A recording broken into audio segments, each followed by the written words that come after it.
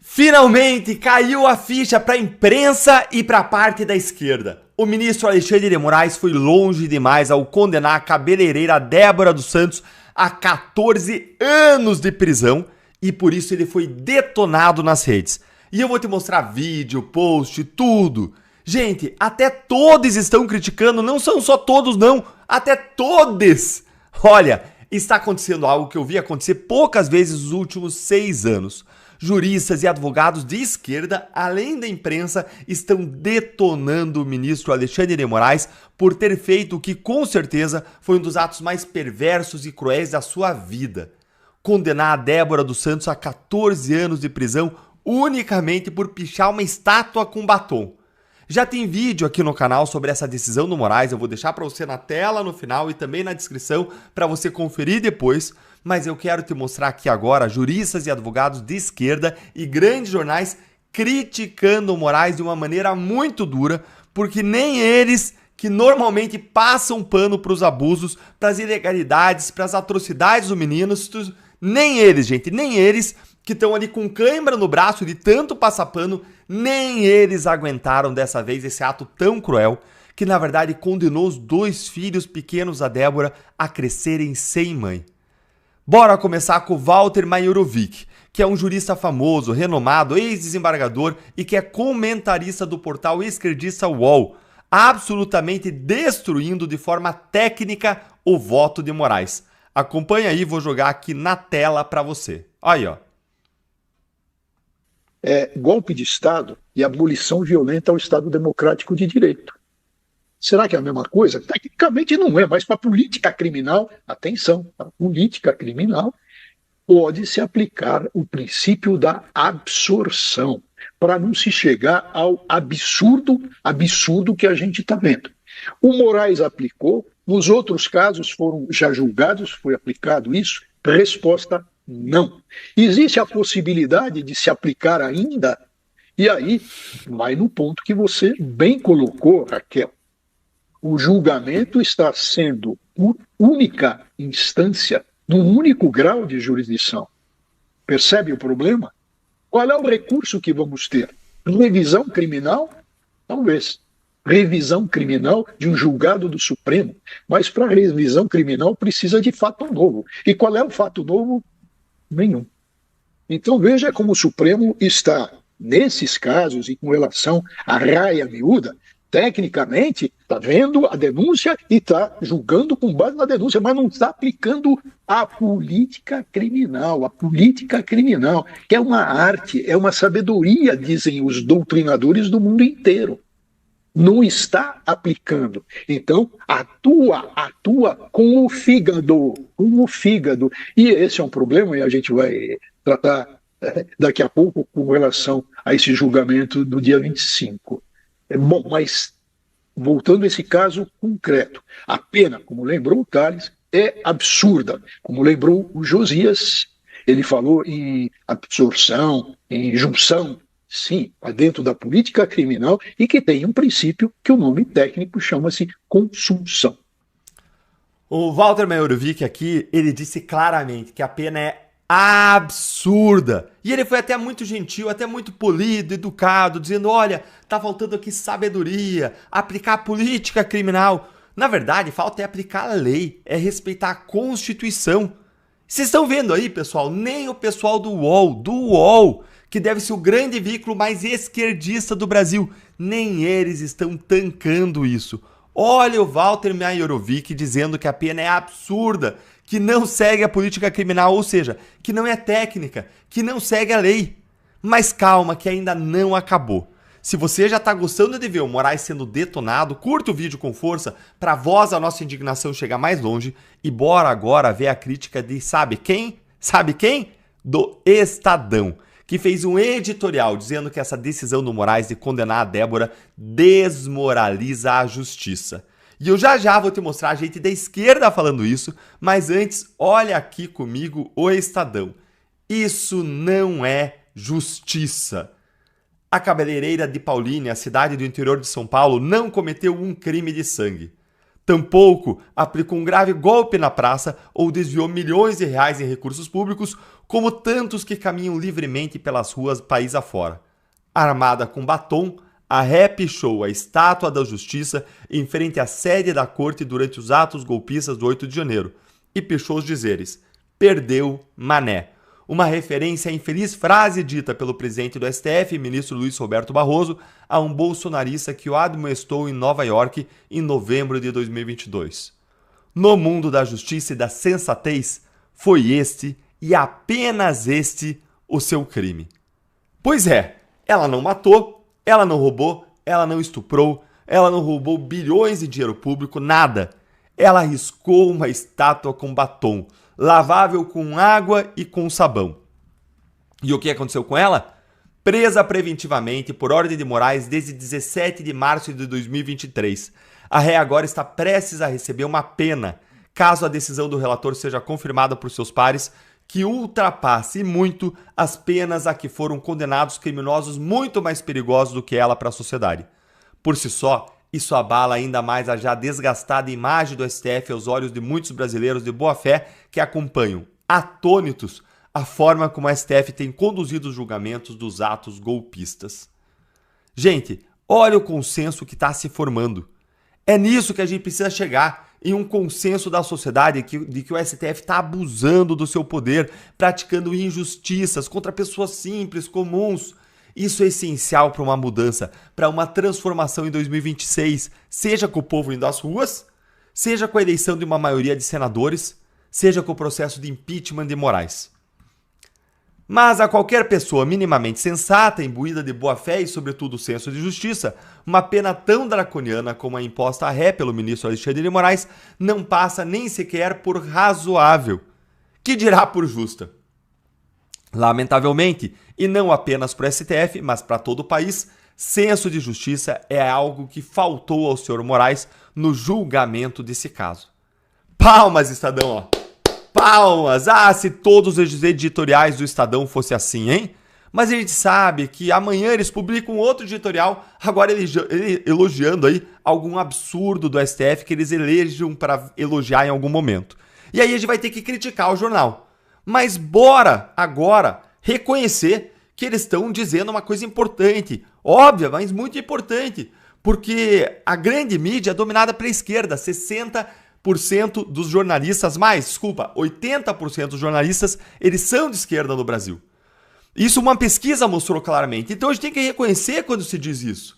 Mas bora aqui para a parte dos juristas e advogados de esquerda, que é o momento que você vai se divertir, porque fica claro que eles simplesmente não conseguem lidar com o fato de que eles estão reconhecendo os abusos do Moraes. Eles entram ali em pane, gente, uma espécie de dissonância cognitiva. Dá uma olhadinha aqui nesse post do Herbert Freitas, que já fez várias análises jurídicas do X em que ele critica a Lava Jato, mas ele fecha os olhos para os abusos do Supremo. Mas parece que desta vez não deu. Olha aí. Não acreditei que o ministro Alexandre votaria para condenar a acusada a uma pena de 14 anos só com base na pichação. Peguei o voto, que contém 91 páginas para ler, e fiquei surpreso, pois foi isso o que ocorreu. A única conduta individualizada é realmente a pichação, que pôde ser comprovada pelas fotos em que a ré aparece. De resto, o voto é mera reprodução genérica da fundamentação presente em outros tantos votos relacionados ao 8 de janeiro. A lógica usada pelo relator é a seguinte: no dia 8 de janeiro, aconteceram crimes graves na praça e nas sedes dos três poderes. A ré comprovadamente estava na praça. Logo, ela cometeu todos os crimes. Gente, isso é ridículo. Olha o que ele diz aí. A fundamentação com a devida vênia é muito aquém do aceitável. Gente, é ridículo. Vamos falar a verdade, é absurdo. E aí ele segue. Pena rigorosa e em total descompasso com o direito penal brasileiro. E conclui. Um erro grave. Como assim um erro, Herbert? Erro é quando você se engana. Aqui não é erro. Não são pessoas desinformadas, que não estudaram, que não dominam o direito. São ministros do STF que sabem o que estão fazendo. Isso aqui é crueldade, é maldade. Erro é o caramba. Tá na cara, é abuso aí. Até pra criticar não se faz direito, né? A esquerda até pra criticar dá um jeitinho ali de usar eufemismo, passar um paninho aqui, outro ali. Mas isso aí que vocês viram já é mais do que a gente viu a esquerda fazer na história. Porque o clubinho da impunidade, aquele grupo vergonhoso prerrogativas, segue em silêncio. Mentiam, falavam que era defender direitos de réus, defender direitos de advogados. Mentira! Eles encobriam com o pacote presente a crueldade que era libertar os grandes corruptos de esquerda do Brasil. Agora, o que eles estão percebendo, grande parte da esquerda, é que quando a tirania e o autoritarismo vêm, eles vêm para todo mundo. Já tem gente como o Ebert acordando. Hoje ele veio para Débora, para o Bolsonaro, mas essas pessoas que apoiaram e aplaudiram os abusos podem ser as próximas vítimas dos abusos. Por isso que o Martin Luther King ele dizia que uma injustiça em qualquer lugar é uma ameaça à justiça por toda parte. E se você concorda, então curte o vídeo, deixa o seu comentário, se inscreve no canal, clica no sininho para você não perder nada por aqui, se torna membro do canal para você receber análises políticas semanais exclusivas e apoiar o nosso trabalho. Um grande abraço. Você não vai acreditar na razão secreta da mudança de opinião do Hugo Motta, que era defensor da anistia aos presos do 8 de janeiro, e de repente ele passou a repetir as narrativas do Alexandre de Moraes e do STF. Gente, foi uma mudança da água pro vinho. Por que aconteceu essa mudança? Eu vou te contar a razão secreta e ela vai te ajudar a entender como que ele vai se comportar ao longo dos próximos 2 anos. Você já deve ter visto aqui o vídeo do presidente da Câmara, o Hugo Motta, dizendo que não tem censura, não tem perseguição política, não existem exilados e nem presos políticos no Brasil, o que é um escárnio. E esse vídeo, que é dessa semana, é uma mudança de posição, porque antes, logo depois de ele ter sido eleito, ele tinha se posicionado de modo completamente diferente. Olha, se você ainda não viu ainda essa mudança de posição, eu vou deixar na tela aqui no final e na descrição um vídeo sobre isso aqui do canal. Mas muita gente se perguntou, por que Hugo Motta mudou da água para o vinho assim?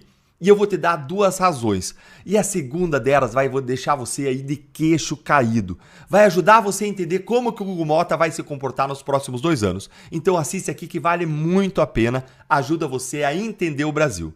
Bom, a primeira razão foi aquele jantar obsceno na casa do ministro Alexandre de Moraes, como eu contei aqui no meu artigo da Gazeta do Povo, olha aí, que foi o artigo mais lido e mais comentado do site na quinta-feira. Dá uma olhadinha aqui comigo, ó. Acompanha aí, ó. Um dia antes do triplo twist carpado discursivo do Hugo Motta, um jantar obsceno acontecia em Brasília. Na casa do ministro Alexandre de Moraes, do STF, o ex-presidente do Senado, Rodrigo Pacheco, foi homenageado, talvez pela sua omissão em pautar o impeachment dos ministros do Supremo. Compareceram ao jantar ainda o vice-presidente Geraldo Alckmin, o procurador-geral da República, Paulo Gonet, o chefe da Polícia Federal, André Rodrigues, e quase metade dos ministros do Superior Tribunal de Justiça. Quem mais estava lá? Hugo Motta e, é claro, Davi Alcolumbre, os presidentes da Câmara e do Senado, respectivamente. Gente, só aqui a gente tem quem vai julgar o Bolsonaro, quem investigou o caso Bolsonaro, quem apresentou a acusação do caso Bolsonaro. O ministro Alexandre de Moraes, o chefe da PF, André Rodrigues, o PGR, Paulo Gonet. E quem vai julgar o Moraes, ele está jantando aqui com o vice-presidente do inimigo político do réu, com o Alckmin. Mas bora seguir aqui porque piora. São poderes da União independentes e harmônicos entre si, legislativo, executivo e judiciário. Isso é o que diz o artigo 2º da Constituição Federal. Deve ser desse tipo de convescote que a Constituição estava falando, né? Porque sabe quem mais estava lá? 8 dos 11 ministros do STF. Além do próprio Moraes, estava lá o Gilmar Mendes, o Dias Toffoli, o Luiz Fux, o Edson Fachin, o Flávio Dino, Nunes Marques e Barroso. O jantar foi descrito pela imprensa nacional como uma demonstração de força, poder e prestígio de Moraes, evidenciando a amplitude dos laços do ministro com os 3 poderes, que deveriam ser independentes, mas como você vê aí, não tem nada disso. E vejam bem, 8 dos 11 ministros do STF estavam presentes, sendo que 3 desses vão votar no julgamento do Bolsonaro, o próprio Moraes, o Luiz Fux e o Flávio Dino. Além do Hugo Motta ter saído desse jantar mudando de posição sobre a perseguição política no Brasil, tem uma outra coisa importante aqui. No outro dia, terminou o julgamento do pedido de impeachment que as defesas de Bolsonaro e Braga Neto fizeram contra Moraes, contra Flávio Dino e contra Zanin. E sabe quem também votou contra o pedido deles logo depois do jantar? Gente, o Nunes Marques. Olha aí, ó. Ele, indicado por Bolsonaro, e um dos 2 ministros do STF que ainda votava, vez ou outra, contra a corrente. Dessa vez, o André Mendonça foi o único voto pelo impedimento de Moraes e do Dino. Além dessas duas grandes mudanças surpreendentes de posicionamento, tanto a do Hugo Mota como essa aí do Nunes Marques, esse jantar obsceno, uma semana antes de começar o julgamento do caso Bolsonaro, escancarou a promiscuidade entre os três poderes em Brasília. Olha aqui o que eu escrevi mais aqui no meu artigo, vale a pena conferir aí comigo antes de eu te dar a segunda razão secreta. Os ministros, afinal, jantaram com membros do governo Lula, o principal opositor de Bolsonaro.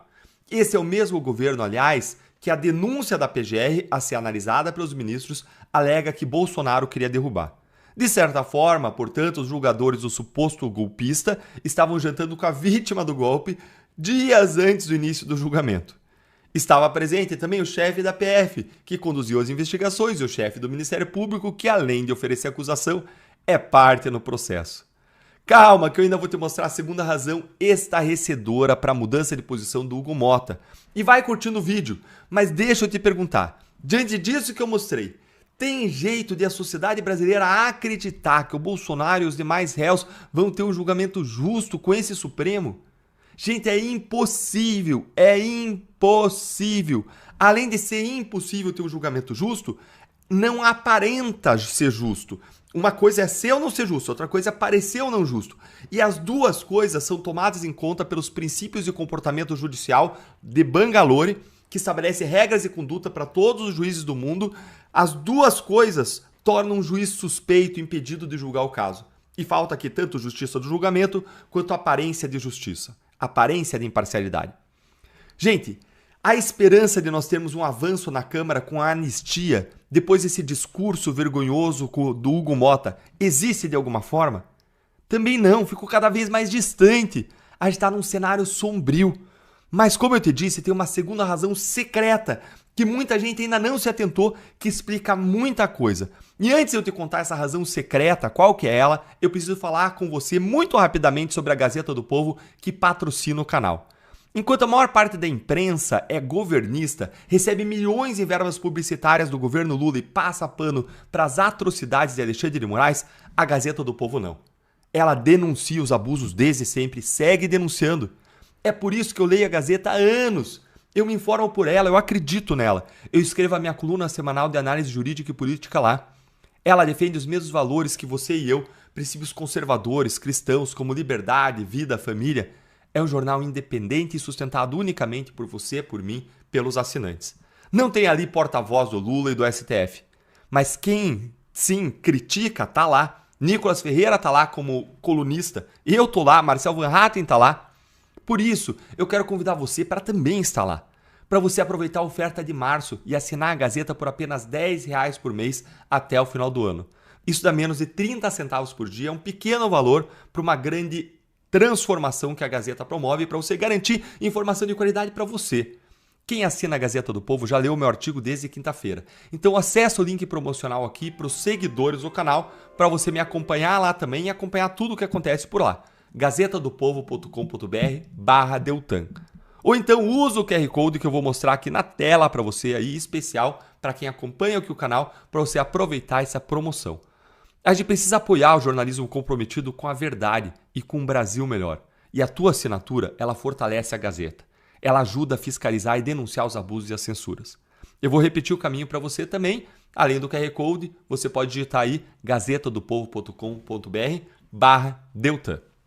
E agora, voltando aqui para a razão secreta da mudança de Hugo Mota. Dá uma olhadinha aqui nisso aqui comigo que vai cair o seu queixo. Olha aí. Empresário, vou até aumentar a letra aqui, ó, para todo mundo poder ver fácil. Ó. Empresário cita comissão de 10% para Hugo Mota por emenda. Veja vídeo. Hugo Mota delatado. Opa, como assim? Acusação de cobrança de propina, suborno contra Hugo Mota na mesma semana do jantar de Moraes? Gente, isso aqui explica muita coisa e vai explicar muita coisa ainda. Uma decisão da Justiça Federal da Paraíba, que condenou 3 pessoas por envolvimento em desvios de recursos de obras do interior do estado, cita mais um caso em que o presidente da Câmara dos Deputados, Hugo Mota, teria recebido valores para destinar emendas parlamentares. Tem um outro caso ainda que ele teria destinado emendas para a cidade que é governada como prefeito pelo próprio pai do Hugo Mota, tá? Mas tem mais esse caso aqui, que é um novo caso. Seria 10% que o deputado tinha cobrado. Ou seja, uma pessoa investigada, acusada, denunciou, delatou o Hugo Motta como alguém que pedia 10% do valor das emendas de volta. Lá na Câmara, a gente ouve que é muito comum os deputados pedirem uma volta da emenda, ou seja, eles têm dinheiro do orçamento para levar para suas cidades e vários deles chegam para os prefeitos, para os vereadores, querem 10% de volta. Dizem, se virem, dê um jeito e me devolvam 10% em espécie. É um jeito de roubar, de desviar dinheiro público, de praticar corrupção. E quem disse que o deputado estava cobrando 10% foi José Aloysio Machado da Costa Neto, em depoimento de 2017, anexado à sentença sobre Hugo Motta. O empresário era ligado à empresa Só Constrói, que ganhou a obra em Malta, custeada em parte pela emenda do atual presidente da Câmara. Gente, isso aqui é um escândalo. Tá aí, gente. Uma acusação de corrupção, de recebimento de suborno, de propina, de dinheiro de emendas para obras públicas enviadas pelo próprio Motta, em que ele supostamente cobrava aí 10%. Isso surgindo exatamente na mesma semana do jantar na casa do Moraes. E quem é que vai investigar o Hugo Motta por corrupção nas emendas? Quem? A PF, cujo chefe estava lá no jantar do Moraes. E quem vai denunciar criminalmente o Motta por corrupção se houver provas? A PGR, o Paulo Gonet, o Procurador-Geral da República, que estava no jantar do Moraes. E quem que vai julgar o Hugo Motta? Os ministros do Supremo, sendo que 8 deles estavam lá no jantar do Moraes junto com o Hugo Motta. Todos esses atores são contra a anistia, fazem pressão contra a anistia. Quando eu fui contra a eleição do Hugo Motta e do Alcolumbre, eu disse que uma das razões para isso é que esses atores tinham suspeitas de crimes e eles seriam julgados pelo Supremo, então não me parecia o melhor caminho. Como é que a gente pode esperar agora que eles vão fazer uma vírgula, vão dizer um A contra a vontade do Supremo, seja para aprovar anistia, seja para abrir CPI de abuso de autoridade, seja para impeachment, seja para mudar as regras para escolha de ministro, seja para o que for. Tá aí, gente. Você então descobriu a razão secreta para a mudança de postura e de opinião de Hugo Motta, que mudou da água para o vinho do dia para a noite. Você concorda comigo? Conta aí para mim a sua opinião nos comentários.